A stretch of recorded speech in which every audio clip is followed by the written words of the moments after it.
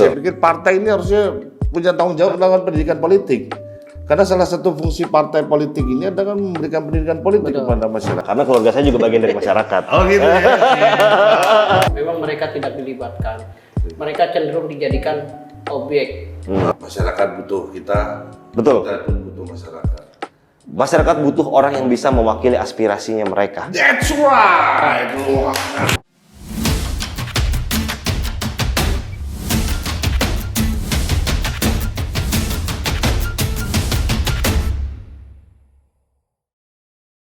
Bismillahirrahmanirrahim. Assalamualaikum warahmatullahi wabarakatuh. Ketemu lagi bersama saya Bang Ganal, dan nggak terasa sebentar lagi kita akan masuki tahun politik di mana akan ada pemilihan anggota legislatif dan pemilihan presiden. Kali ini channel Ganal kita akan mulai edisi perdana kita mengenal para caleg. Di mana? Tentu saja di channel Ganal. Ganal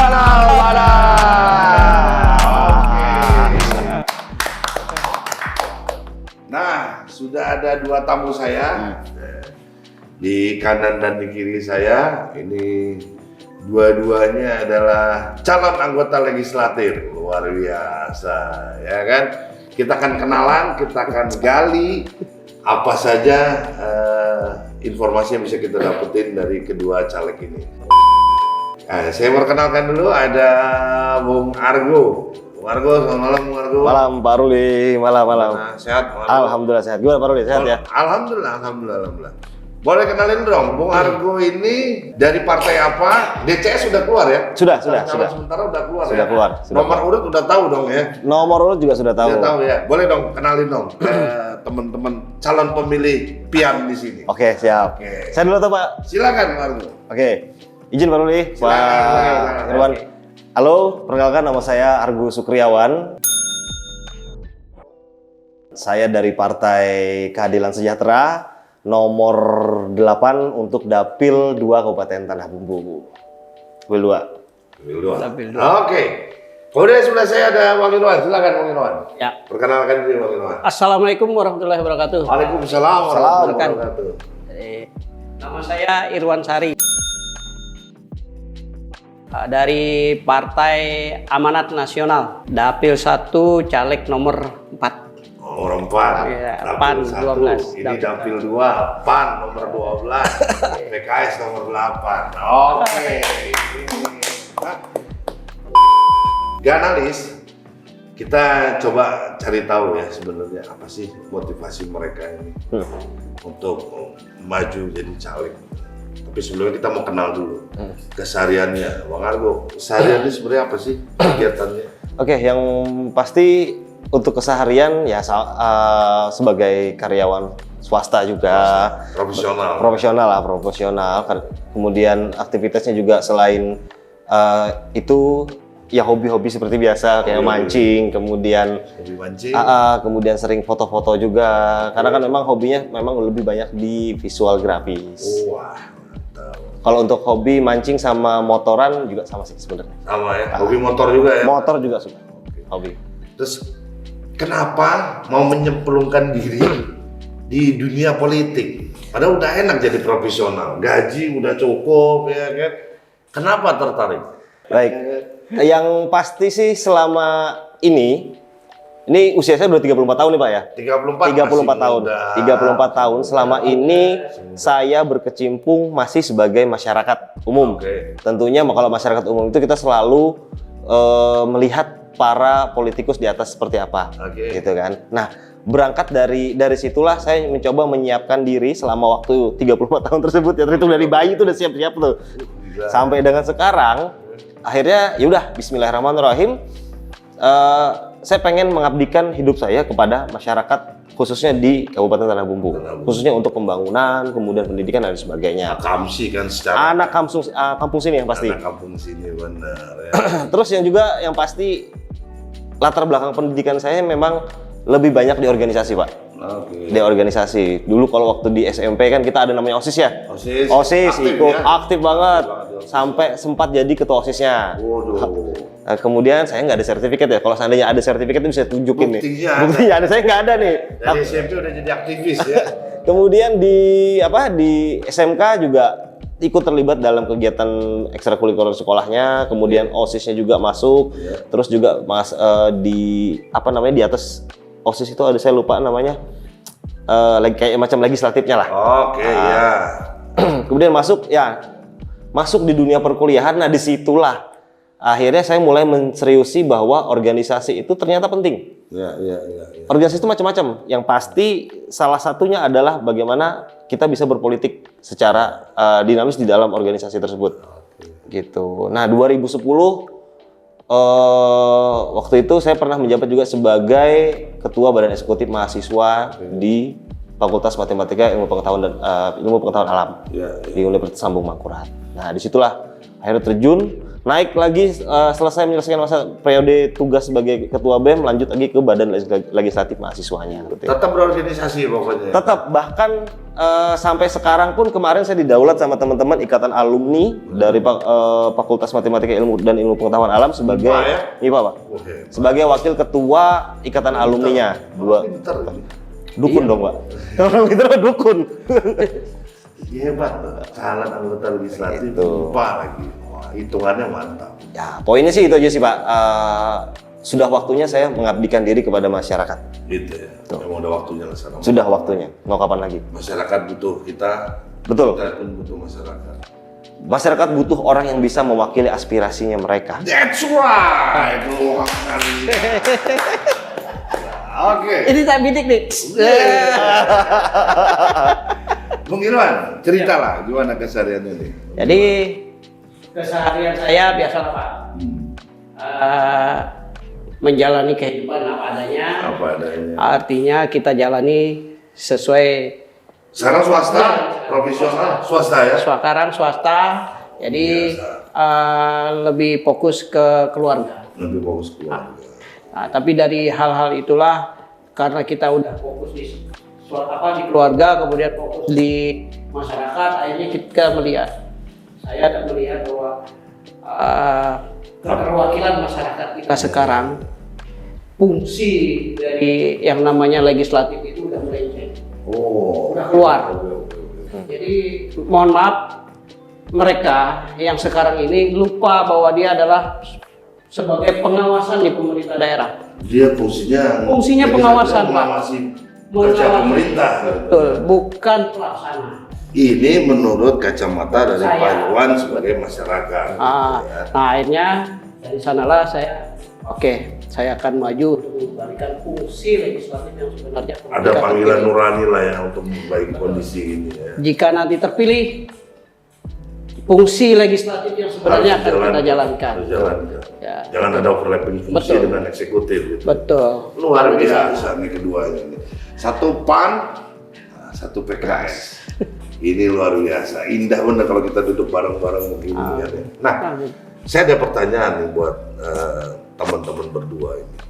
Kalau kita lihat dari tahun ke tahun, keikutsertaan pemilih pemula ini cenderung rendah sekali. Menurut Bung Argo, kira-kira kenapa anak-anak muda kita ini kok cenderung mereka nggak terlalu tertarik dengan dunia politik? Kenapa kira-kira? Kan ini anak muda juga. Iya. Oke. Juga dong pasti kan. Ketidakterlibatan atau ketidakinginan anak muda atau ketidaktertarikan anak muda terhadap dunia politik adalah akibat dari politik itu sendiri. Oke. Itu menurut saya sebagai anak muda, Pak. Iya. Ya, karena di dunia perpolitikan, khususnya di daerah Kabupaten Tanah Bumbu, banyak banget anak-anak muda yang mereka tutup mata perihal politik. Iya, kenapa Mereka tidak mau memikirkan hal-hal yang berat karena mereka sudah pernah menyuarakan sesuatu terhadap hal-hal yang harusnya mereka suarakan, harusnya diwakilkan oleh wakil-wakil tersebut, tapi tidak ada sambutan apapun gitu. Tidak ada kecewa lah. Iya, bisa dikatakan kecewa. Sehingga itulah yang menjadi salah satu pemicu dari ketidakinginan, bahkan ingin tahuan dan keterlibatan mereka di dunia politik. Oke. Kita bisa lihat bahwa ada rasa skeptis ya dari masyarakat ya. Betul. Ada kekecewaan mereka akhirnya untuk ikut ke politik. Bung Khususnya Irwan anak gimana? muda, Pak, Ya, gimana Bung Irwan lihatnya? Kenapa anak muda ini kok kecenderungannya ogah-ogahan ikut terlibat dalam politik? Menurut saya sih bukan ogah-ogahan, Pak.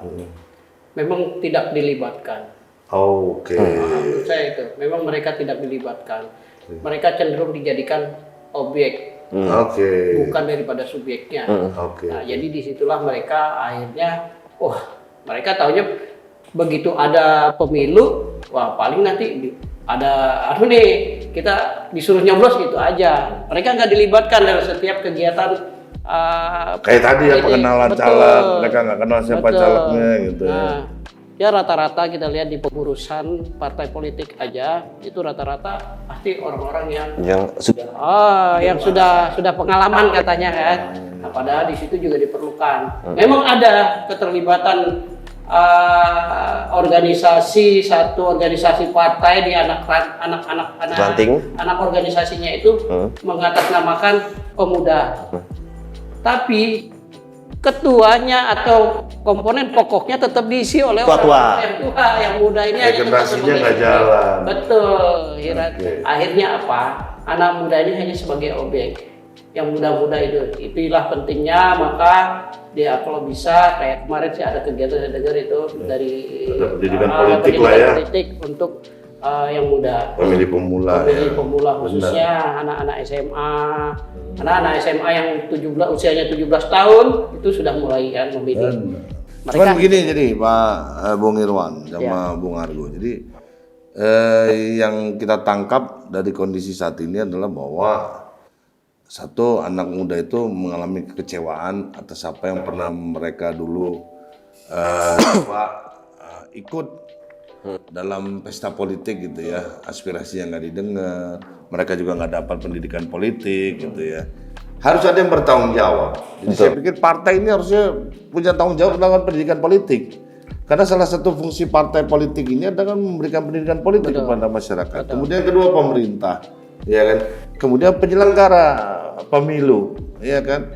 Jangan sampai masyarakat kenal sama calegnya itu hanya melalui baliho-balihonya gitu. Karena dia baliho mereka mencoba menekan apa yang mereka akan lakukan, janji kan gitu kan ya. Nah, sementara masyarakat kita harus dikasih tahu, terutama anak-anak muda ini, bahwa kalau tidak kita terlibat dalam politik, maka politik ini nanti akan dikuasai oleh orang-orang yang mungkin hanya punya kepentingan-kepentingan sesaat gitu loh. Orang-orang idealis itu dibutuhkan sekali di politik ini kan gitu ya. Oke. Jadi buat kalian teman-teman muda, pemilih-pemilih pemula, nggak ada salahnya kalau kalian juga mencari tahu siapa kira-kira calon anggota legislatif yang akan kalian pilih gitu kan. Tapi minimal kita tahu lah mereka ini siapa. Jangan sampai kita nanti terlibat dalam beli kucing dalam karung. betul. Oke, nah selanjutnya nih kita ada game sedikit. Ini silakan diambil satu pertanyaan, jawab cepat dan jujur. Oke, silakan. Saya dulu nih Pak ya. Iya, Oke. silakan ambil, baca, kasih lihat ke kamera. Jadi nggak settingan nih. Baca, kasih lihat lo kamera. Kelihatan nggak? Tuh ya. Oke. Baca dulu baca. Pemilih modern atau pemilih tradisional? Kira-kira. Pemilih modern lah. Pilih modern. Kenapa pilih modern? Ini dalam hal apa dulu nih pemilihnya? Terserah ya. Terserah ya. Ini sih nggak bisa jelasin. Ini buat pemilih kan berarti Pak ya? Buat sampean. Oke, pemilih modern sekarang lebih gampang untuk mencari tahu informasi figur-figur caleg itu dari mana. Oke. Ya kan sekarang udah media sosial udah banyak nih. Oke. Kita pengen tahu karakternya dia seperti apa, integritas dia seperti apa, kemudian latar belakang seperti apa, itu sangat mudah kita bisa dapatkan. Nah, di media sosial seperti Pak Rudi bilang tadi banyak banget. Kita bisa cari tahu dari media sosial atau dari apapun. Nah, dari itu semualah masyarakat bisa melihat dan memastikan bahwa pilihan mereka udah tepat terhadap orang tersebut. Dan pemilih modern sekarang jumlahnya jauh lebih banyak. Iya. Oke. Lebih berat. Lebih berat gitu ya. banyak. Irwan, silakan. Oke. Ambil satu lagi. Oke. Silakan. Kepentingan partai atau kepentingan masyarakat?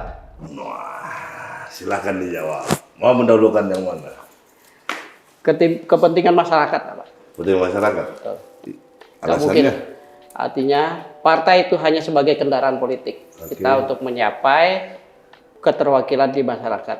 Artinya aspirasi yang disampaikan oleh masyarakat kepada kita akan kita sampaikan, tidak mungkin melalui partai lagi, Pak.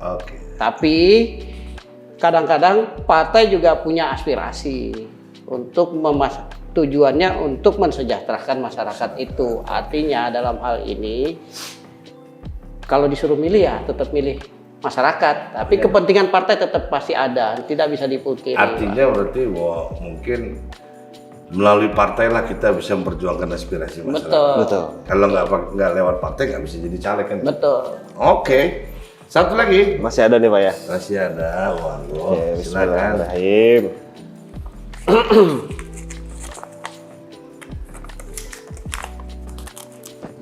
Ya. Keluarga atau masyarakat? Wah. Masyarakat lah, karena keluarga saya juga bagian dari masyarakat. Oh gitu ya. Keren. Wah, ini nggak ada pilihan lagi nih. Jadi nggak ada pilihan lagi. Harus milih nomor 4 dan partai nomor 12. Kemajuan daerah atau kemajuan nasional? Daerah, Pak. Daerah. Karena Kenapa? jika daerahnya maju, nasionalnya otomatis maju. Itu. Benar. Jadi otomatis maju. Ini emang benar ya. Kemajuan satu bangsa itu dimulai dari skop yang terkecil, yaitu desa dulu. Ya kan, dari desa ke kabupaten ke provinsi baru bisa ke tingkat nasional. Oke. Teman-teman sekalian, kira-kira kalau nanti teman-teman kepilih, apa sih yang mau teman-teman lakuin sebagai anggota legislatif? Bung Argo? Andai kata terpilih, hal yang ingin saya lakukan adalah sebagai benar-benar seorang wakil rakyatnya yang mewakili untuk menyampaikan aspirasi membangun untuk daerahnya, khususnya untuk dapilnya sendiri. Apa yang kurang di tanah bumbu yang harus dibangun? Kalau untuk saya sih secara pribadi melihat khusus di daerah dapil saya Pak ya, itu pembangunan infrastrukturnya, terutama kayak penerangan jalannya, kemudian pembangunan jalan yang masuk ke dalam pelosok-pelosoknya. Karena dari jalan itulah fungsi utama ekonomi berjalan. Gitu. Contoh nih, ada jadi panjang nggak apa-apa nih Pak ya? Nggak apa-apa, Contoh nggak saya potong gampang aja. Contoh nih di daerah tempat saya itu ada tambak. Ada tambak. Nah, agar untuk mempermudah mereka membawa hasil panen atau hasil tani dari pertambakan tersebut, kita mesti siapkan akses jalan yang baik. Itu sih. Oke. Mungkin Wan, pertanyaan yang sama. Ya. Apa yang mau dilakuin? Ya, Nanti bekerja, Pak. anggota legislatif. Mempekerjakan apa yang seharusnya saya kerjakan. Misalnya, saya jadi anggota legislatif, mewakili masyarakat, dan berfungsi sebagai pengawasan, saya akan mengawasin jalannya pemerintahan. Menyampaikan aspirasi masyarakat melalui kita sebagai wakil mereka untuk menyampaikannya kepada eksekutif agar melaksanakan misalnya di bidang pembangunan infrastruktur, pembangunan bidang ekonomi dan sebagainya. Jadi kita hanya sebagai perwakilan masyarakat untuk melaksanakan pengawasan. Fungsi yang utama itu adalah pengawasan. Nah, yang kedua, kalaupun ada aspirasi masyarakat untuk suatu pembangunan atau untuk pelaksanaan eksekusi, ya kita harus menyampaikannya ke eksekutif atau pemerintahan itu. Oke, baik. Jadi teman-teman, terutama teman-teman muda, calon-calon pemilih pemula, teman-teman harus tahu bahwa salah satu fungsi utama dari anggota legislatif itu adalah mereka melakukan pengawasan terhadap kinerja pemerintah, terhadap keuangan yang oleh pemerintah itu digunakan untuk membangun masyarakat, membangun daerah. Itulah yang harus diawasi oleh anggota legislatif.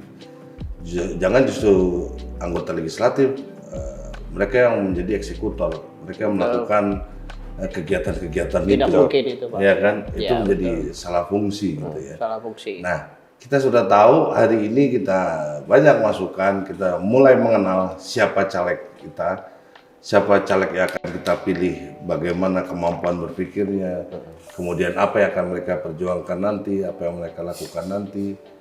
Pak Argo, ada yang mau sampaikan terakhir buat teman-teman, mungkin masyarakat kita dalam menghadapi pileg ini dan nanti juga mau ada pilpres ya, kita berharap semuanya aman terkendali. Silakan. Buat seluruh masyarakat Kabupaten Tanah Bumbu, khususnya di Dapil 2, sebelum kalian memilih, pastikan kalian benar-benar sudah mengetahui figurnya caleg kalian seperti apa. Apakah mereka bisa mewakili kalian atau tidak. Tapi semua ini tergantung dari kalian semua. Kalian berhak untuk menentukan. Dan yang terakhir, untuk seluruh anak muda, jangan pernah menutup mata tentang politik. Karena ingat, estafet kepemimpinan itu ada di kita sebagai pemuda. Oke, untuk masyarakat Tanah Bumbu, khususnya Dapil 1, Kecamatan Simpang 4 sama Kecamatan Batu Licin. Pilihlah orang yang benar-benar bekerja untuk Anda. Jangan orang yang bekerja untuk partai.